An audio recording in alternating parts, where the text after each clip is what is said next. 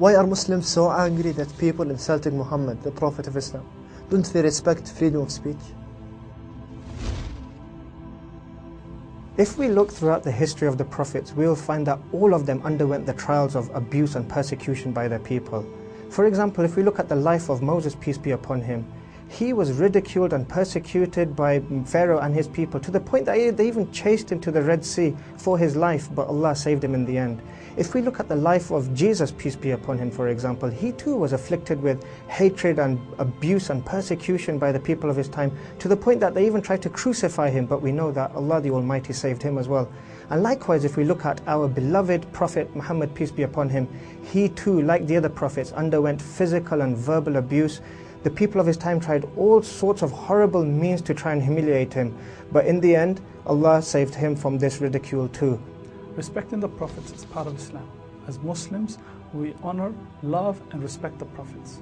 Allah the Almighty said in the Holy Quran, the believers believe in Allah, the angels, the books and the prophets, and they make no distinction between them. At the time of Prophet Muhammad, peace be upon him, there was a Jew and a Muslim who were quarreling over the superiority of their respective prophets. The Jew turned around to the Muslim and said, Allah the Almighty has granted Moses superiority over all the people, to which the Muslim hit him and said, no, Prophet Muhammad, peace be upon him, has been granted superiority from Allah over all the people. The Jew went to the Prophet Muhammad and complained to him about this particular incident and what had happened. The Prophet, peace be upon him, turned around and said to them all, do not make me a superior over Moses. And in another narration he said, do not make me a superior over any of the other prophets. May Allah's peace and blessings be upon them all. Can you say something insulting about a Holocaust victim and not lose your job? Or what if a white person were to go to a predominantly black neighborhood and just start calling everybody the N-word? Do you think something bad would happen to them? Would you feel sorry for them? Of course not. Now, much of the violence that's happened because of the movie about the Prophet Muhammad is clearly wrong and is forbidden in Islam. But when you insult the Prophet Muhammad, realize that for Muslims, this is someone we revere more than our mother, father, our nation, or any tribe. Some things are considered sacred. Others have a high level of respect. So how much of a higher status do the prophets deserve? Insulting them should never be considered freedom of speech and should never be tolerated.